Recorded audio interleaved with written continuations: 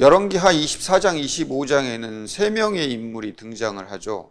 여호와김, 여호와긴, 시드기야, 이렇게 세 명이 등장합니다. 물론 그달랴 총독이라고 하는 왕이 아닌 총독이 등장을 하기도 합니다. 그러나 열왕기 전체가 왕의 역사이기 때문에 이 세 왕인 여호와김, 여호와긴, 시드기야 세 명을 비교하면서 말씀을 이어가 보려고 합니다. 여호와김은 느부갓네살의 신하가 되어서 3년을 다스리다가 반역을 합니다.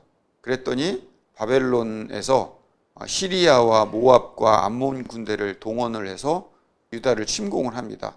그래서 드디어는 유다를 멸망시키려는 예언의 성취가 이루어지죠. 여호와김이 그리고 유다가 멸망했었던 가장 큰 이유는 므낫세의 범죄에 대한 성취이고 죄 없는 사람들을 죽인 죄 때문이다 라고 성경이 기록을 하고 있습니다. 그의 아들 여호와긴이 18살의 왕이 되어서 석 달을 다스리다가 바벨론이 침공하러 오자 바벨론 왕을 맞이하러 갑니다. 다른 왕들은 공격하러 오는 바벨론에 대해서 전쟁을 벌이지만 여호와긴만큼은 바벨론 왕을 맞으러 갑니다. 그랬더니 바벨론 왕이 여호와긴을 오히려 잡아가고 왕비와 내시와 고관들과 7,000명의 용사들 그리고 1,000명의 기술자들을 데리고 같이 포로로 끌고 갑니다.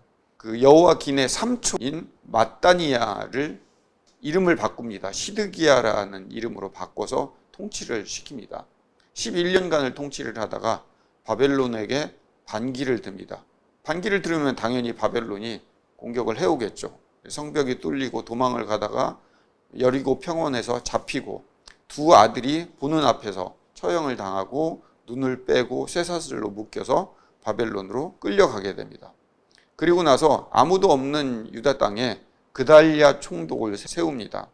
이 그달랴 총독 역시 7개월을 통치를 하다가 바벨론 사람을 죽이고 이집트로 도망가게 됩니다. 이게 이제 24장, 25장에 나와 있는 이야기죠. 자, 이 이야기를 가지고 오늘 좀 말씀을 풀어보려고 합니다. 유대인의 입장에서는 여호와김과 시드기야 그리고 그달랴 총독은 애국자입니다. 끝까지 바벨론과 싸우고 독립을 위해서 애썼던 인물이죠. 그에 비해서 여호와긴은 공격해오는 바벨론 왕을 맞이하러 나갑니다. 매국노라고 할 수 있지 않을까 생각을 해봅니다.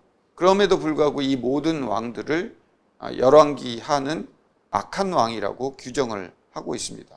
이렇게 한번 생각을 해봅니다. 만약에 선한 왕이 또 등장을 했더라면, 한 명이라도 더 나왔더라면 하나님은 어떠셨을까? 또 기다리시지 않으셨을까? 라는 생각을 해봅니다.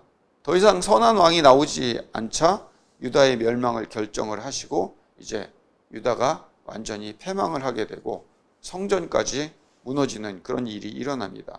하나님의 마음을 우리는 좀 알아야 됩니다. 악한 왕 때문에 벌을 내려서 유다를 멸망시키려는 계획을 실천하시고 성취하는 게 궁극적인 목적은 아니라는 거죠.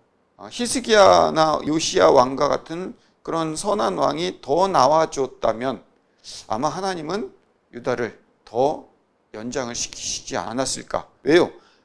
하나님은 인격의 하나님이고 하나님의 마음이 너희들 잘못했으니까 멸망당해 이런 하나님이 아니라 멸망하기 전에 조금이라도 더 유다를 건지고 살리려는 게 궁극적인 목적이 아닌가 생각을 합니다.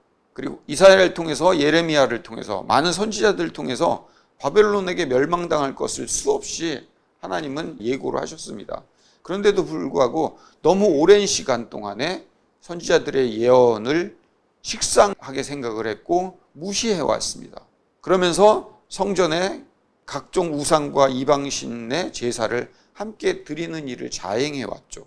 틈만 나면 그리고 기회만 있으면 유다 백성과 왕들은 편안하고 자신들이 원하는 것이 이루어지는 삶을 바라는 그런 신앙을 했죠. 하나님께서는 이스라엘 백성들에게 말씀하십니다. 하나님의 뜻을 알라고, 하나님의 마음을 알기를 바라셨습니다. 하지만 인간은 하나님의 마음을 알기보다는 하나님의 규칙을 지켜내는 것을 하나님의 뜻이라고 오해하면서 살아갔죠. 왜 그렇게 오해하면서 살아갔을까요? 그게 더 쉬우니까, 그게 더 편하니까요.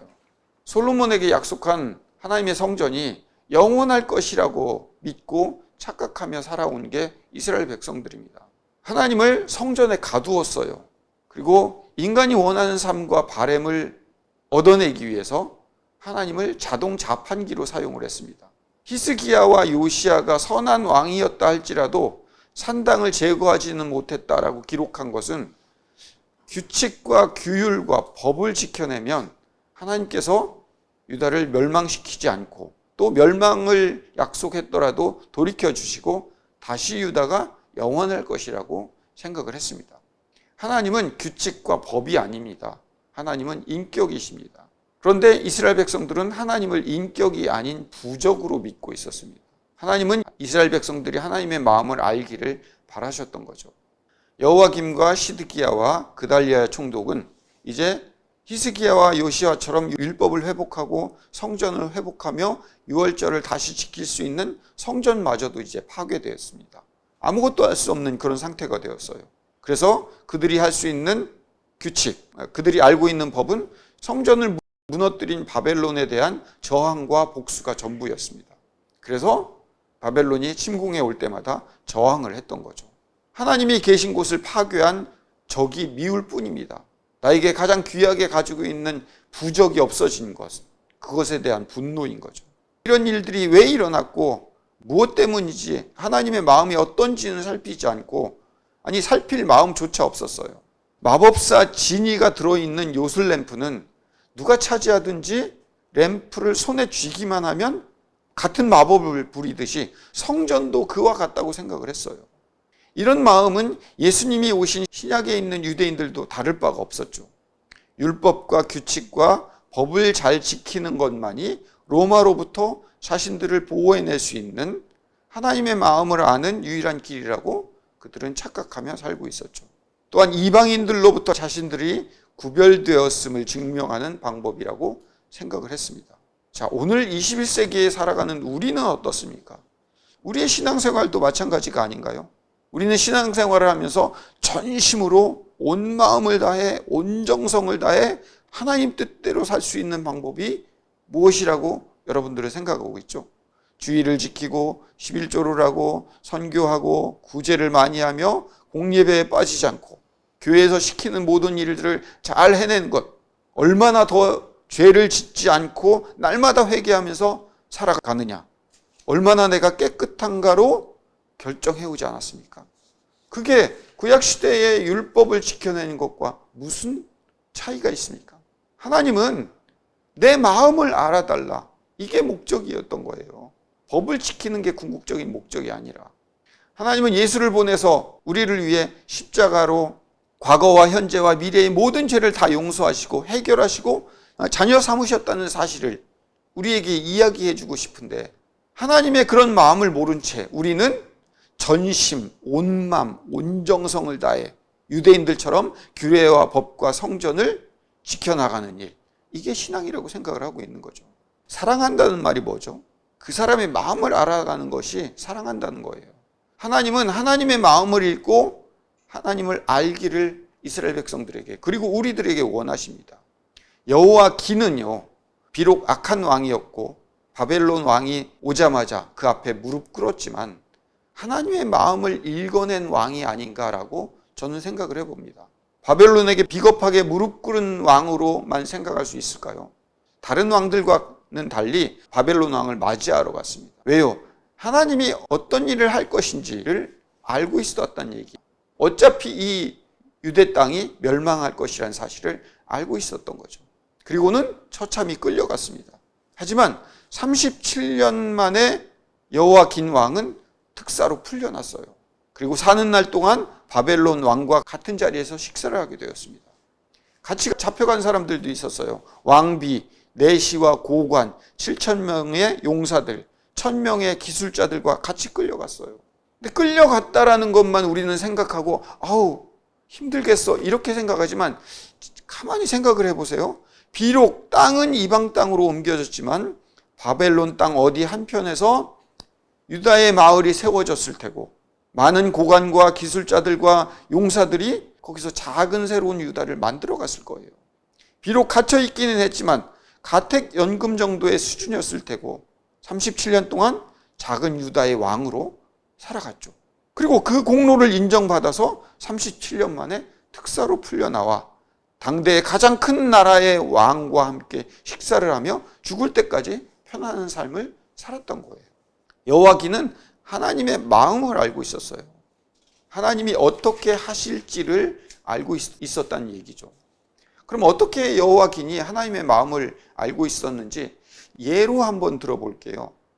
부부싸움을 할 때든지 혹은 어떤 사람과 논쟁을 할 때 혹은 나보다 직위나 나이가 많은 사람들과 논쟁을 특별히 할 때 상대방이 화가 나 있다면 잠시 화를 내도록 놔둬 볼 필요가 있습니다. 얼마나 화났냐고 편들어줘도 기분 나빠요. 같이 핏대를 세워서 싸워도 또 기분 나빠요. 화났을 때는 잠시 끌려가주면서 미안하다는 말 한마디면 상대방은 금방 화가 풀립니다. 그리고 나서는 화낸 사람이 오히려 더 잘못한 것을 느끼게 됩니다. 잘했기 때문에 놔두라는 말이 아니에요. 화난 마음을 알고 이해하는 것이 중요하다는 거죠. 열왕기하 24장 25장은 하나님이 화나신 상태예요. 유다를 더 이상 두고 볼 수 없어서 채찍으로 내려치셨을 때입니다. 여호와 긴만큼은 그 뜻을 따랐습니다. 하나님의 마음을 읽어냈습니다. 그래서 잡혀갔습니다. 끌려갔죠. 40여 년을 갇혀있는 생활을 해야 했지만 오히려 더 이것이 아내와 내시와 고관들과 아주 훌륭한 기술자들과 용사들이 다 잡혀가서 실제로 손발을 자유롭게 쓰듯이 같이 옆에 데리고 있었어요. 우리의 신앙생활에 전심, 열심, 애씀, 죽을 힘을 다하는 것, 이걸 좀 내려놓읍시다. 그리고 하나님의 마음을 이해하는 데 좀 집중해 봅시다. 우리는 성경 공부 혹은 신앙생활 하면 성경을 파고 또 파서 성경 박사를 만들어내는 것이 하나님의 뜻을 잘 아는 것, 착각할 때가 많아요. 우리가 운전을 할 때요, 운전을 잘하면 되지 정비소 직원이 될 필요가 없잖아요. 근데 우리는 성경을 읽을 때 정비소 직원이 되고 싶어 해요. 엔진의 구동이 어떻게 되는지, 그 원리가 어떻게 되는지 우리 몰라도 돼요. 운전만 잘하면 된다고요. 제때 오일 넣고 바퀴 달았는지 확인하고, 그리고 문제 생기면 정비소 가면 돼요. 혹은 우리는 차를 기가 막히게 잘 닦아서 먼지 하나 안 붙게 해놓고선 깨끗한 채로 만들어 놓고 운행하면 어때요? 먼지가 타니까 운행도 안 해요. 차 깨끗하게 만들었고 흡족하게 생각을 해요. 우리가 신앙생활이 그렇지 않습니까? 회개하고 또 회개해서 우리 깨끗하게만 만들어 놓으면 어떻게 해요? 그래갖고 우리 자신을 보면서, 이야, 다른 사람들은 저렇게 죄를 짓는데 나는 깨끗해. 그리고 운전도 안 하고 있는 거예요. 차가 좀 더러워도 지저분하고 범퍼가 좀 나가고 긁혀도 양보해주고 배려해주면서 운전하는, 운전의 목적에 맞게 쓰는 것. 차로 좋은 일을 하느라 지저분해진 그런 차를 하나님은 원하신다고요. 낱낱이 죄를 회개해서 깨끗하게만 하는 게 운전의 진짜 목적이 아니라고요. 오히려 그 차를 통해서 많은 사람들을 돕는 일에 사용되어지는 것. 신앙생활을 잘한다는 뜻은 하나님을 사랑하는 일입니다. 사랑한다는 말은 이해하고 안다는 뜻입니다. 하나님의 마음은 무엇입니까? 보이지 않는 하나님께서 우리들에게, 보이는 너의 이웃들에게 하나님을 대신하여 하나님을 드러내는 일을 우리에게 시키시는 것. 그게 하나님의 마음인 거예요. 그것을 이웃을 사랑한다 라고 표현하는 거죠. 마음을 정결하고 깨끗하게 해서 자동차를 모셔놓는 일이 목적이 아니라 타고 다니면서 어쩔 수 없이 교통법규도 위반하고 사고도 나고 범퍼도 깨지고 누가 난폭 운전을 하는 바람에 깜짝 놀라서 크락션을 빵빵 울려대고 승질내고 그렇게 살아가지만 그 차로 사랑하는 사람들과 이웃과 주변에 있는 사람들을 아낌없이 태워주고 다니게 하는 일, 하나님은 그걸 원하신다고. 죽을 때쯤 되어서 말끔한 차로 천국에 가는 게 목적이 아니라고요. 우리의 인생은 법규 위반 이력 딱지와 더덕더덕 이은 땜질한 그리고 빵꾸난 인생 자체. 겨우겨우 굴러가지만 이웃들을 위해서, 내가 아닌 다른 사람들을 위해서 아낌없이 봉사하다가 다 떨어진 채로 입장하는 게 천국이라는 거죠. 우리는 그런 천국에 가는 자가 되기를 소원합니다. 기도하겠습니다. 거룩하고 사랑이 많으신 아버지 하나님, 우리의 신앙생활의 참 목적이 규율을 지켜내고 우리를 깨끗하게 하는 게 목적이 아니라 하나님께서 우리에게 주신 그 사명을 세상 많은 사람들에게 알려주고 보여주기 위해서 우리에게 이력되어져 있는 나쁜 습관과 행동들과 성질내는 일과 그런 모든 일들을 다 끌어안고 입장하는 게 천국이라는 사실을 깨닫고 하나님 앞에 하나님의 뜻을 구분하고 밝히 알며 하나님의 마음을 알아낼 수 있는 그런 자들 되게 주님 인도하여 주시옵소서. 예수님 이름으로 기도드립니다. 아멘.